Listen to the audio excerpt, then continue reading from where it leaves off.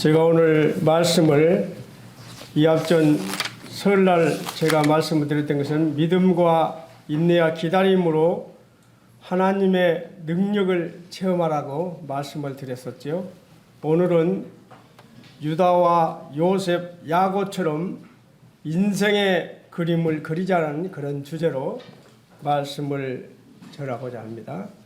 참 창세기 44장에서 보면 유다가 인생의 그림을 그리고 있지요.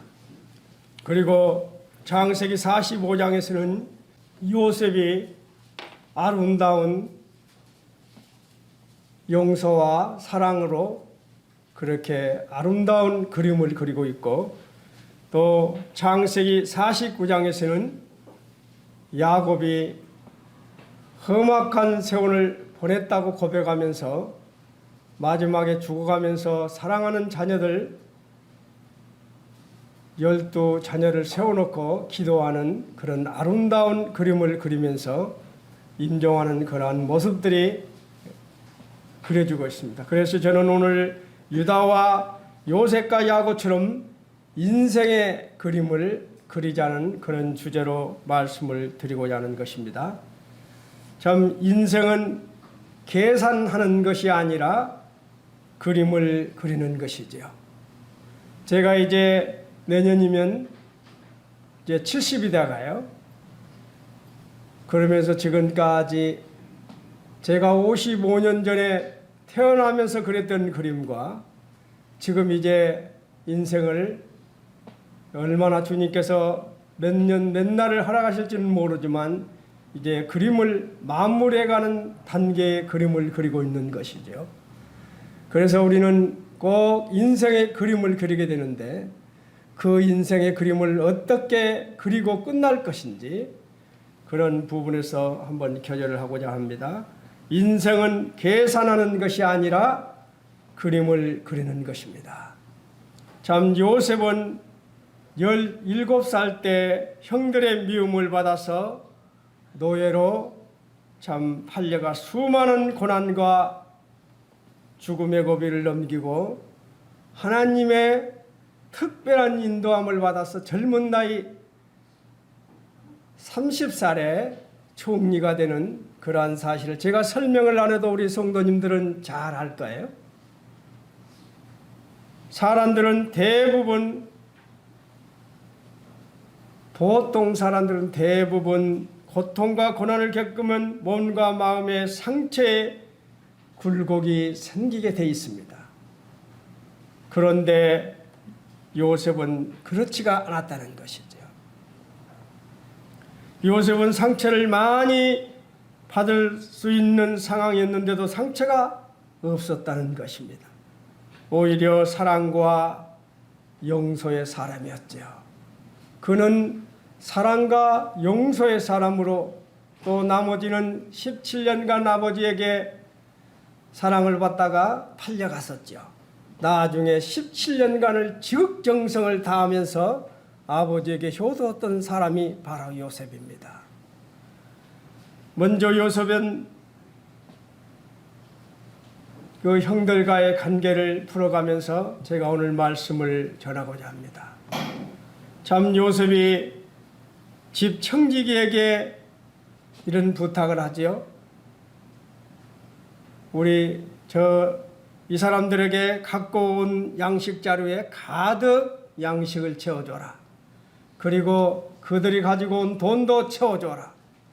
그렇게 채워줬죠. 그리고 자기 친동생인 베냐민 그 양식 자루에는 가득 채워주고 돈도 채워주고 은잔도 넣으라고 하지요. 그래서 은잔을 넣고 이제 그들이 가득 채워서 성을 떠나 가고 있을 때 요셉이 집 청지기에게 빨리 가서 그들의 양식 자루를 검사해서 그 은잔을 찾아오라고 하지요. 요셉이 그 은잔을 누었던 이유가 무엇이었을까요?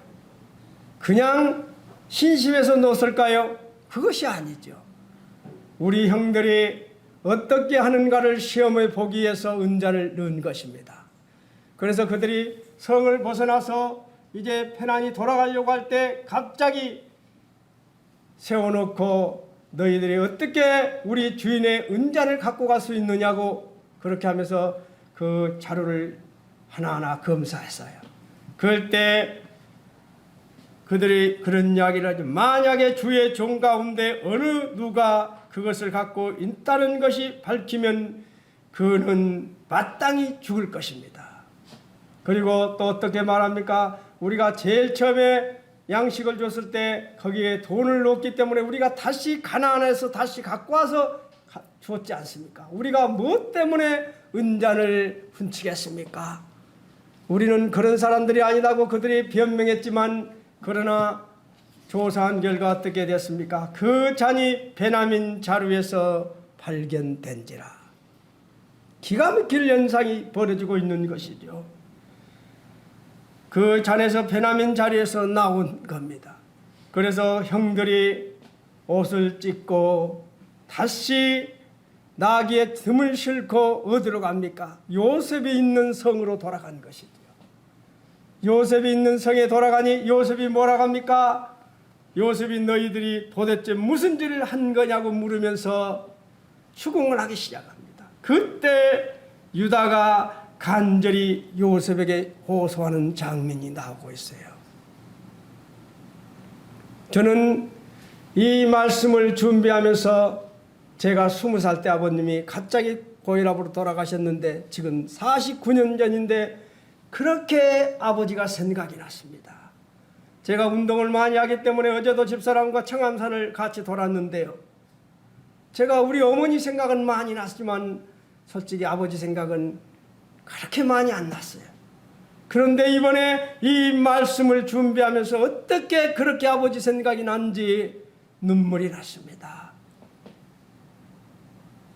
저는 시골에서 무척 그래도 괜찮게 사는 집안에서 태어났어요. 그때 당시에. 막내 아들이었기 때문에 제가 얼마든지 공부를 하면 갈 수 있는 조건의 사람이었습니다.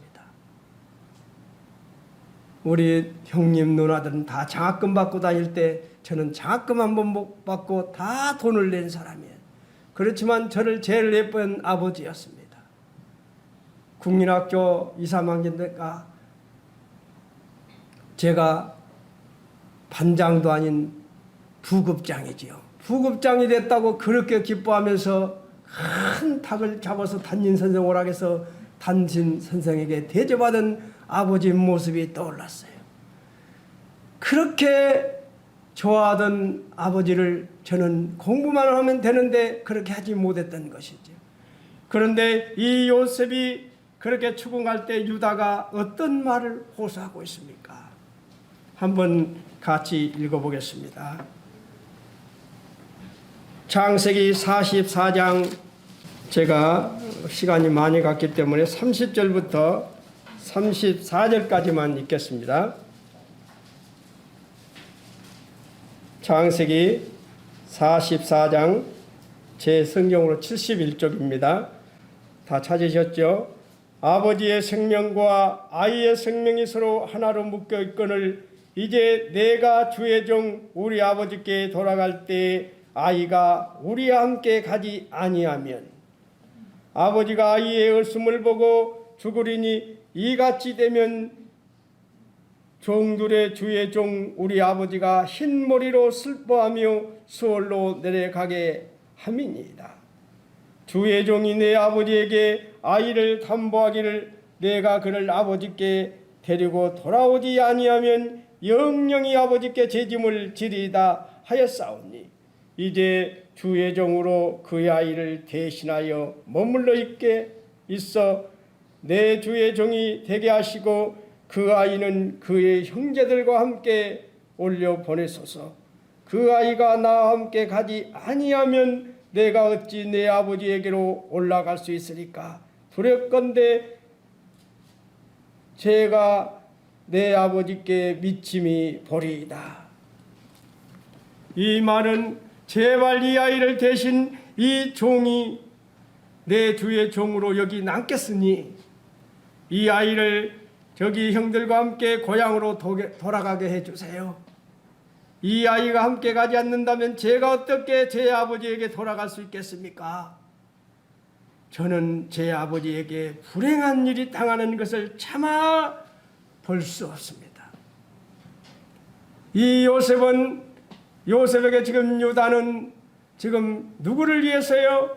바로 자기 친동생 베냐민을 위해서, 그리고 아버지를 위해서 자기가 종이 되겠다고 하는 것입니다.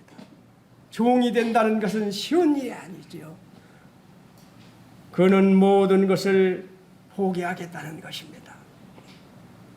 18절부터 24절까지는 유다는 자신들이 현재까지 이르게 된 가정을 진술하고 있어요. 제가 오늘 좀 되면은 다 읽어보려고 했는데 안 돼서 18절부터 26절까지는 유다는 자신들이 현재까지 이르게 된 가정에 대해서 요셉에게 설명을 하고 있죠.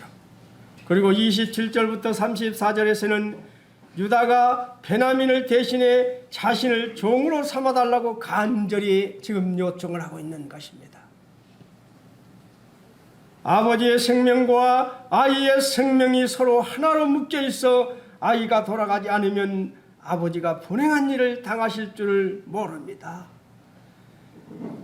이 일을 나는 참아 볼 수 없습니다. 아버지가 아이의 없음을 보고 죽으리니, 이 유다의 간절한 이 호소를 한번 들어보세요. 참 이 유다도 자기가 장가가 자식이 있어요. 가정 있는 사람입니다. 그런데 이 아버지를 생각하면서 뭐라고 합니까? 내가 종이 되겠으니 만약에 베냐민이 안 돌아가면 아버지가 죽을지도 모르니 내가 종이 되겠다고 이렇게 말하고 있는 것입니다. 유다의 단언은 실로 효성스러운 단언이지요. 우애 어린 자기 희생적이었습니다. 이러한 가식이 전혀 없는 유다의 진실한 호소는 요셉을 크게 감동시키게 되죠. 마침내 눈물의 용서와 화해의 장을 만드는 결정적인 계기가 되는 것이죠.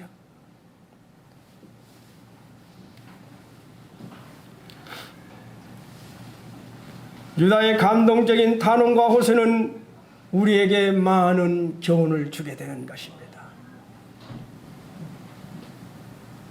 자신을 버리는 희생정신이 생명의 길이라는 진리와 진실만이 어떠한 역경과 난간이라도 능히 극복할 수 있는 힘이 된다는 사실을 생생하게 교훈해주고 있는 것이지요. 자신을 버리는 희생정신이 생명의 길이라는 진리, 바로 이 말씀이지요.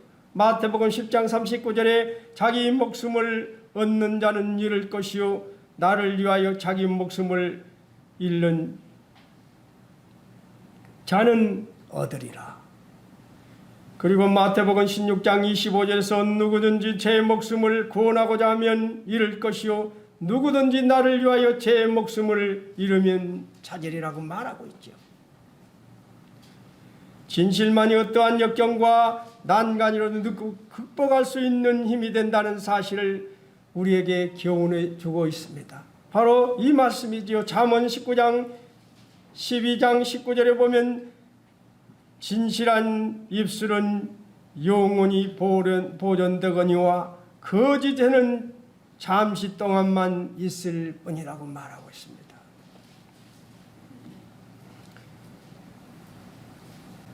바로 유다를 잘 아시죠? 유다 하면 야곱과 레아 사이에서 태어난 넷째 아들이 유다입니다. 형제들이 요셉을 죽이자고 할 때 오직 유다만이 동생을 죽이지 말고 이스마엘 사람들에게 팔자고 제안한 사람이 바로 유다지요. 유다는 가나안 사람 수아 딸과 결혼해서 세 아들을 낳지요. 바로 큰아들이 에리요, 둘째 아들이 오난이요 셋째 아들이 셀라이지요. 큰아들 엘이 누구하고 결혼합니까? 다말과 결혼하지요. 그런데 큰아들이 하나님 보시기에 악하게 함으로 하나님께서 애를 죽게 하지요. 그래서 다말이 혼자 남게 돼서 다시 형사 시추제, 이게 뭡니까? 형수가 죽으면 그 씨가 없으면 그 다음 동생이 시동생하고 결혼해서 다시 씨를 얻어서 그 씨가 다시 그 형의 자식이 되는 것이죠. 그래서 다시 엘이 죽자 오난과 결혼을 하게 되죠. 그런데 또 오난도 하나님 보기 악한 행동을 함으로 하나님이 오난도 치시지요. 그리고 오난도 죽습니다. 그렇다면 분명히 이제 나중에는 셋째 아들 셀라와 결혼을 시켜야 되지요. 그런데 유다가 생각해 보니 큰아들 엘도 죽어버렸지. 둘째도 오난도 죽지. 셋째도 만약에 이가 장성해서 결혼을 시키면 또 잘못될까봐 그 다말과 결혼을 안 시켜버립니다. 그래서 이런 설명을 하지 뭐하지만 부끄럽게도 그 다말과 유다가 관계를 맺게 되어버린 사건이 나오게 되지요. 두 아들의 죽음을 본 유다는 큰 충격에 빠진 것입니다. 성경에는 기록되지 않았지만 다말의 일로 말미암아 수없이 깨어지는 아픔과 슬픔과 고통을 통해 유다는 하나님의 축복을 받을 만한 사람으로 변해가는 것이죠. 왜요? 사랑하는 두 아들을 잃었지요. 또 두 아들을 잃고 난 후에 며느리와 그 이상한 관계를 통해서 또 자식을 낳게 되지요. 이런 것을 통해서 유다는 정말 수없이 깨어지는 아픔과 슬픔과 고통을 통해 사람이 완전히 변화된 것이죠. 그래서 그런 상황에 처했을 때 요셉 앞에서 제발 저 베냐민은 우리 아버지 부모로 보내달라고, 내가 종이 되겠다고, 내가 종이 될 테니 우리 형제들과 같이 다 보내달라고 그런 간절한 호소를 하는 것입니다. 이러한 호소가 한순간에 나오는 호소가 아니다는 거예요. 이러한 여건과 고난 속에서 그는 발견하게 된 것입니다. 우리 아버지 야곱이 요셉이 죽었다고 말했을 때 그 아버지의 심정을 유다는 발견하게 되는 것입니다. 왜요? 자기가 큰아들 작은아들을 잃어보니까 우리 아버지가 얼마나 요셉을 잃고 나서 슬퍼했을까. 그런데 만약에 또 베냐민마저 데리고 가지 않는다면, 베냐민마저 잃게 된다면 우리 아버지가 얼마나 마음이 아파할까. 그래서 그는 아버지의 심정을 돌아보게 된 것입니다. 아버지 야곱이 만약에 베냐민까지 돌아가지 않는다면 우리 아버지는 죽습니다 하고 이런 간절한 고백을 하는 것이죠. 우리는 유다 같은 이러한 마음으로 살았으면 합니다. 형제를 위해서, 사랑하는 아버지를 위해서 자기의 모든 것을 포기하면서 그는 자기가 종이 되겠다고 말하는 것입니다. 이러한 사건을 통해서 유다는 아버지 야곱이 어떤 마음으로 요셉을 바라보았는지를 빼저리게 느꼈을 것입니다. 그래서 자기가 이런 고백을 하게 된 것입니다. 그만큼 유다는 다른 형제들보다 요셉을 팔자고 제안한 사람으로서 그를 팔아버려서 생사를 알지 못하는 것과 요셉을 향한 아버지의 마음에 상처를 입힌 것에 대한 후회를 느끼면서 그는 이러한 고백을 했을 것입니다.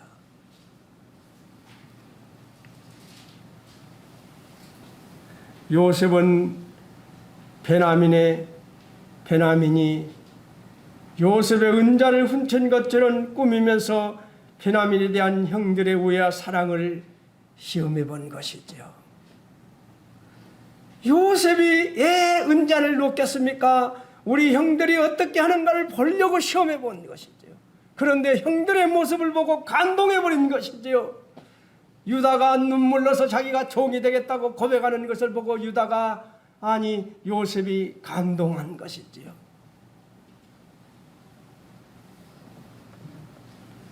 유다가 베냐민에 대해 변론하며 그를 대신하여 종이 되겠다고 나서는 모습은 요셉을 감격하게 했다는 것입니다. 서로 용서하고 사랑하고 대신 짐을 져주기를 기뻐하는 삶은 하나님 나라의 백성으로 아름다운 모습인 것이지요. 사랑만이 자기 희생과 화해와 공존의 운동력이 될 수 있는 것입니다. 바로 우리 주님이 우리에게 보여주셨지요. 유다는 포기했습니다. 동생 베냐민을 위해서, 아버지를 위해서 사람으로 사는 것을 포기했습니다. 종으로 산다는 것은 사람으로 살 수가 없는 것이지요. 종은 주인이 얼마든지 죽여버릴 수 있는 거예요. 짐승과 같이 취급하는 것이 바로 종입니다. 자기 몸으로 사는 것을 포기했습니다. 종으로 살기를 결단했습니다. 포기는 하나님이 보이는 것이지. 하나님이 보이지 않는 것은, 하나님과 교제가 되지 않는 것은 우리가 포기하지 않았기 때문인 것입니다. 내가 포기했다면 하나님이 보이는 것이지요.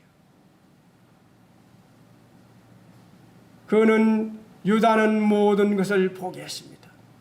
그러니까 하나님이 보인 것이요, 포기는 자유를 낳습니다.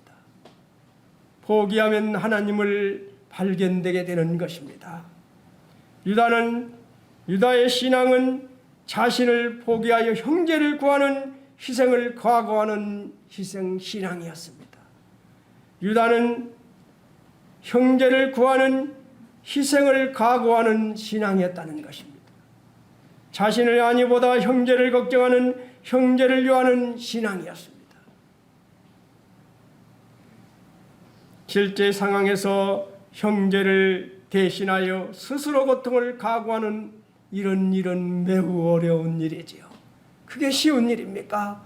자기가 한번 뱉어버리고 나면 영원히 죽을 때까지 종으로 살아야 하는데, 자기의 모든 것을 포기하고 아버지를 위해서, 동생 베냐민을 위해서 내가 평생 종으로 살겠습니다, 이런 고백을 한 유다인 것입니다.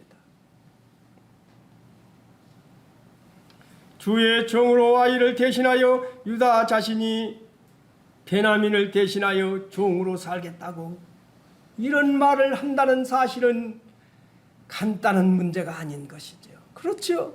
내가 한번 뱉어버린 말로 인해서 평생을 종으로 살아야 한단 말입니다. 짐승 같은 삶을 살아야 한단 말입니다. 그런데 그는 이런 고백을 하고 있는 거예요. 누구를 위해서? 아버지를 위해서, 그리고 동생을 위해서.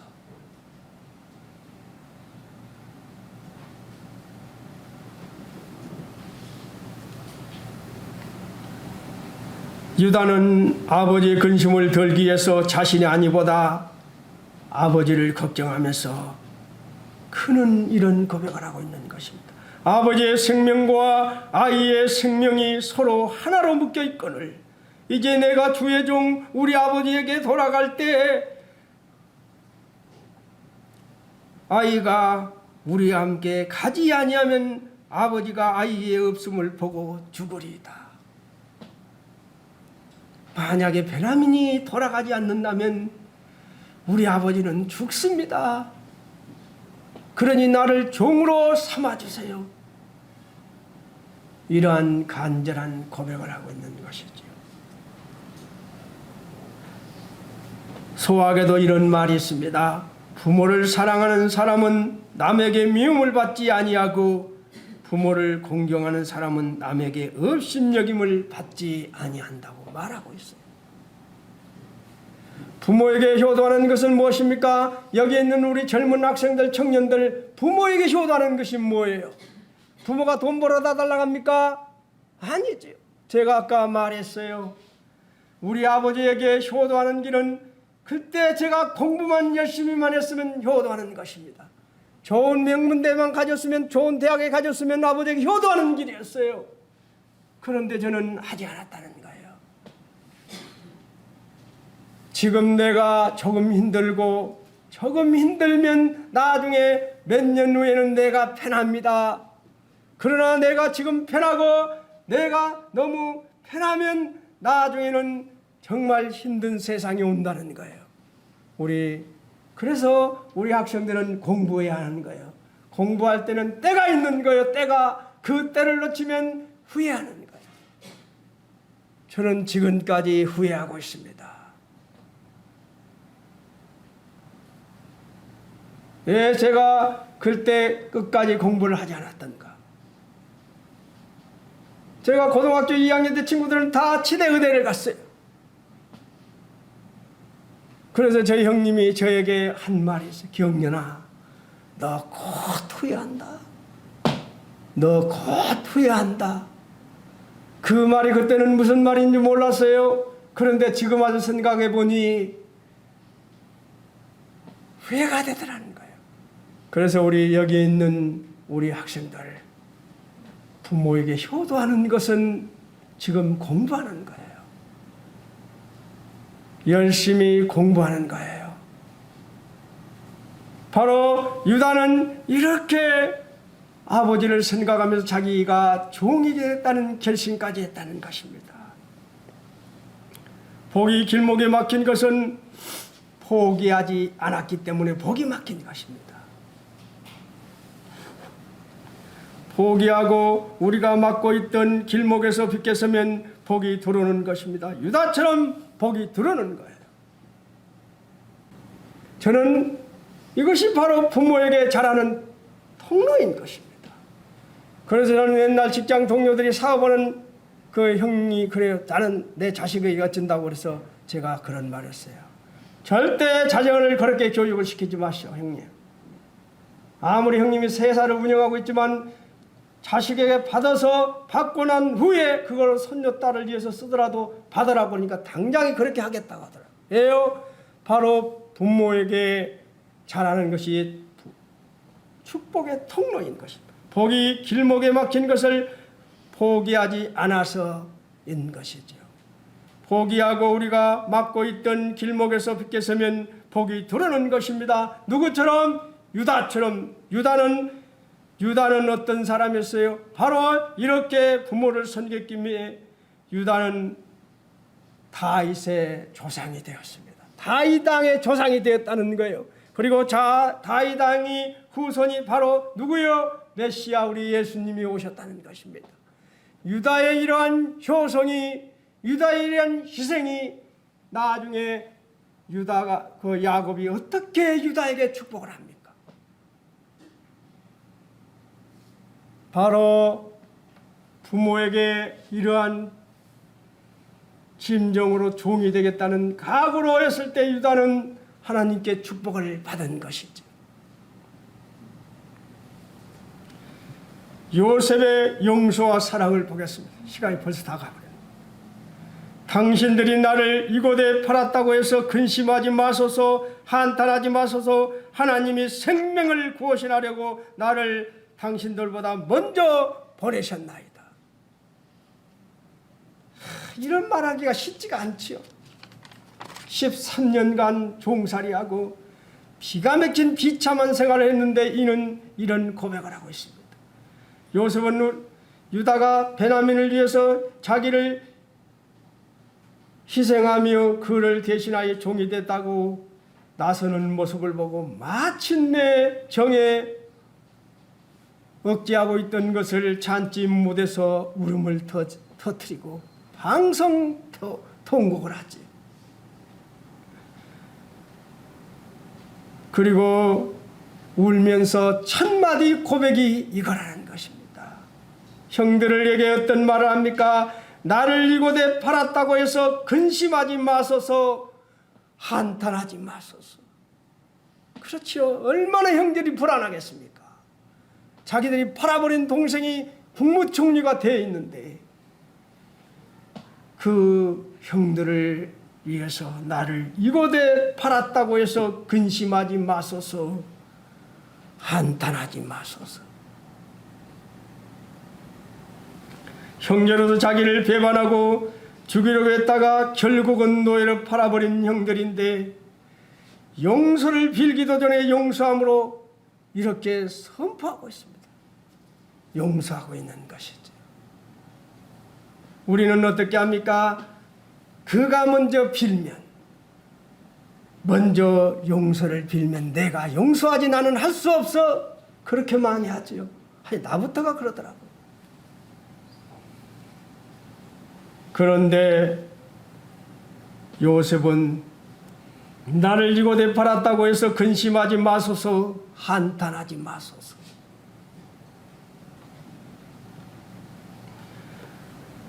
요셉이 하나님의 섭리를 이해했기 때문에 이러한 고백을 할 수 있었던 것이죠. 요셉이 애굽으로 팔려간 직접 원인은 형들의 시기 때문이었습니다. 그렇죠? 그러나 요셉은 아들 당신들의 생명 보존과 후손 유지를 위해 하나님께서 자기를 앞서 애굽으로 보내신 것이라고 해석하고 그 섭리를 고백하고 있는 것입니다. 만약에 생각해 보세요. 만약에 요셉이 애국으로 팔려가지 않았다면 국무총리가 될 수 있습니까? 안 되죠. 그리고 지금 가뭄이 7년인데 2년이 가뭄이 지나고 5년이 남았습니다. 5년이란 세월 동안에 자기 아버지 그 식솔들만 해도 엄청나죠. 한 70명이 되잖아요. 그런 식솔들이 그 가뭄을 감당해낼 수 있습니까? 그런데 자기가 그곳에 먼저 감으로 인해서 국무총리가 되고 또 그 가뭄을 이길 수 있도록 조달할 수 있는, 양식을 조달할 수 있는 그런 길이 열리게 되는 것이죠. 그래서 요셉은 그거를 섭리로 깨닫게 되는 것입니다. 나를 이리로 보낸 이는 당신들이 아니요 하나님이라고 말하고 있습니다. 7년의 지독한 6년 속에서 자기 식구들을 살릴 길도 없었을 것입니다. 그런데 자기가 그래 팔려감으로 인해서 7년 지독한 6년 속에 자기 식구들을 살릴 수 있었던 것이죠. 이 모든 것이 하나님의 섭리이며 하나님의 인도하심을 알게 된 요셉은 하나님을 믿는 믿음 안에서 형들을 용서할 수 있었던 것입니다. 그래서 나를 이리로 보낸 이는 당신들이 아니요 하나님이라고 고백하는 것입니다.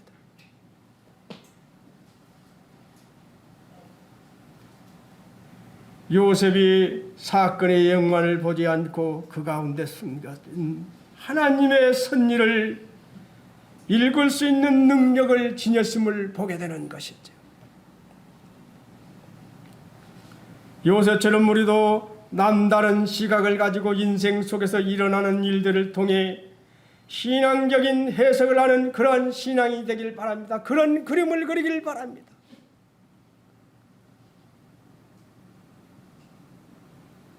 저도 이 군산에 발령 날 때 27년 전에 애 안 가려고 발부둥 쳤습니다. 그런데 지금 와서 보니 모든 것이 아버지 하나님의 섭리였다는 것입니다. 저 죽어도 사역하지 않으려고 했습니다. 그런데 주님이 할 수밖에 없도록 만드셨습니다.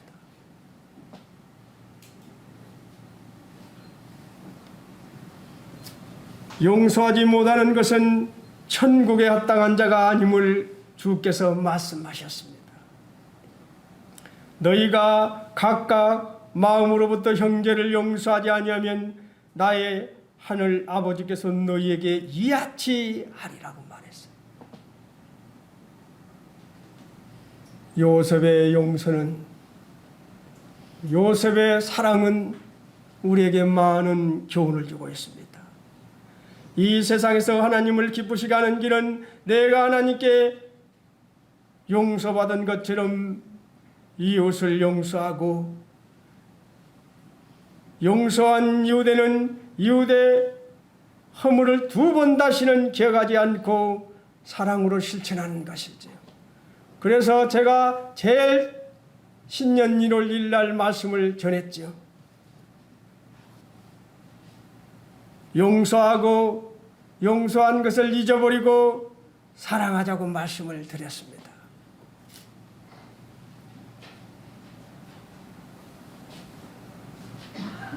지도관 6년이 아직도 5대가 남았습니다. 그대로 두면 모두 굶어 죽을 판입니다. 그래서 요셉은 애굽으로 아버지 식솔들 다 형들과 형수 조카들이 이사 올 것을 권하지요. 이사를 오게 됩니다.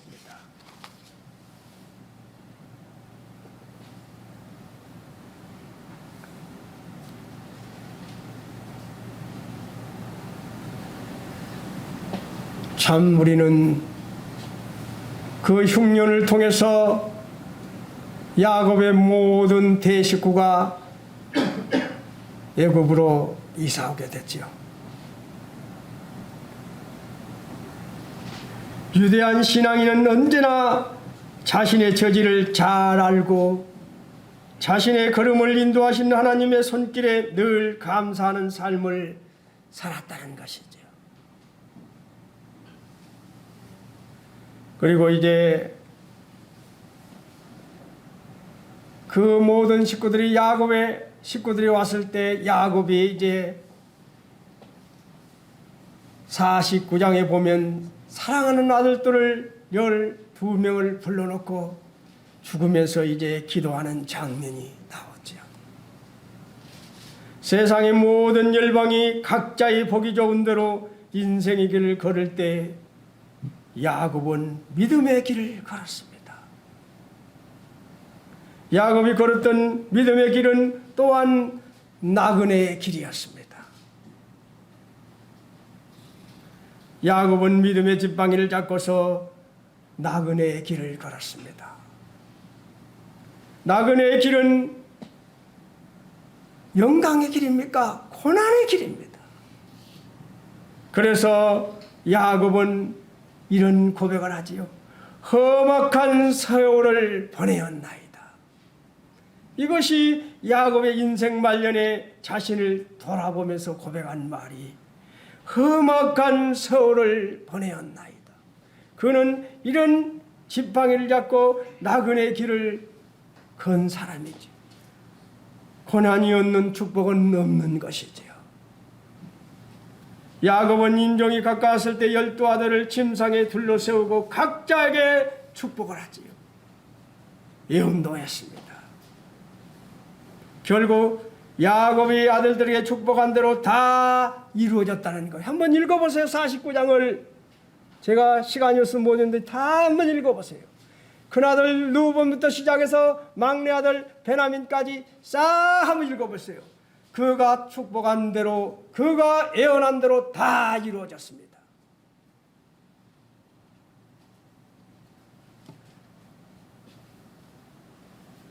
유다가 받은 축복과 예언적인 축복을 한번 소개해 볼까요? 유다는 앙족이 될 것이라고 축복을 받았습니다. 유다의 자손에게는 메시아가 나올 것이라고 분명히 말씀을 했습니다. 메시아를 통해서 평화를 얻게 될 것이라고 분명히 예언했습니다. 유다 후손에게는 왕이 나오고 다윗 후손인 메시아가 나올 거라고 말했습니다. 다 그 기도대로 성취되었습니다. 예언대로 이루어졌습니다. 또 야곱 12지파를 축복할 때 그들의 믿음의 분량대로 했다는 것입니다. 다 믿음의 분량대로. 누베는 어떻게 했어요? 자기 서모 비라를 통과하는 고약한 사람이죠. 자기 아버지의 자기 엄마를 범한 사람이에요. 그래서 어떻게 됩니까? 끝내 축복을 제대로 못 받지요. 야곱 12지파를 축복할 때 그들의 믿음의 분량대로 축복을 했다는 것입니다. 우리는 이거를 꼭 유념해야 하는 거예요. 하나님의 은혜는 무조건적으로 풍성하게 주어지지만 또한 각자의 믿음의 분량만큼 적절하게 주어진다는 사실입니다. 그리고 야곱이 사랑하는 자녀를 12 지파 12명에게 그렇게 간절히 기도했듯이 여기 있는 부모들은 자녀들을 기도해야 하는 것입니다. 하루에 한 번 이상은 기도, 축복 기도를 해야 하는 것이죠. 부모의 손은 자녀를 축복하기 위해 기름을 부었다는 사실입니다. 축복은 자녀들이 하나님을 알고 살아가도록 돕는 가장 좋은 방법이라는 사실입니다. 그래서 우리는 언제나 그렇게 기도를 하는 거예요. 하나님의 이름으로 하는 기도는 힘과 은총이 전달된다는 것입니다. 부모의 축복은 유대하다는 거예요. 야곱이 사랑하는 자녀들을 축복해서 다 그렇게 이루어졌듯이, 그래서 우리는 사랑하는 자녀들 기도할 때 성경 말씀에서 말하는 그러한 축복권들 있지 않습니까? 이삭이 야곱에게 축복했던 창세기 27장 27절 28절 29절의 그러한 축복을 생각하면서 사랑하는 자녀들에게 기도해야 하는 것이죠. 손녀딸들을 위해서 기도해야 하는 것이죠. 민수기 6장 24절 25절 26절에 있는 그러한 모세가 이스라엘 백성들에게 축복했던 그러한 축복을 생각하면서 기도하는 것이죠. 그리고 모세가 이스라엘 백성 12지파에게 각각 축복했던 신명기 33장을 생각하면서 기도하는 것이죠. 신명기 33장에서 나오는 그 각각 지파에게 축복했던 그 축복을 한번 보세요. 다 이루어져 가고 있고, 지금 이스라엘에 엄청난 물량이 나오고 있는 것을 기름이 모래가 빠진다고 말했던 예언이 다 이루어가고 있습니다. 로마서 1장 7절의 축복과 로마서 15장 5절 6절 13절 33절의 축복과 로마서 16장 20절의 그러한 축복을 생각하고, 베드로전서 5장 10절 11절의 축복, 베드로후서 1장 2절 3절 4절의 이러한 축복, 고린도서 13장 13절의 그러한 축복, 요한 2서 1장 2절의 축복, 요한 3서 1장 2절의 이러한 축복권을 생각하면서 기도를 해야 하는 것이죠. 바로 부모의 축복은 유대하다는 것입니다. 야곱이 그렇게 축복했던 것처럼 우리도 그렇게 축복하자는 거예요. 이제 마치려 합니다.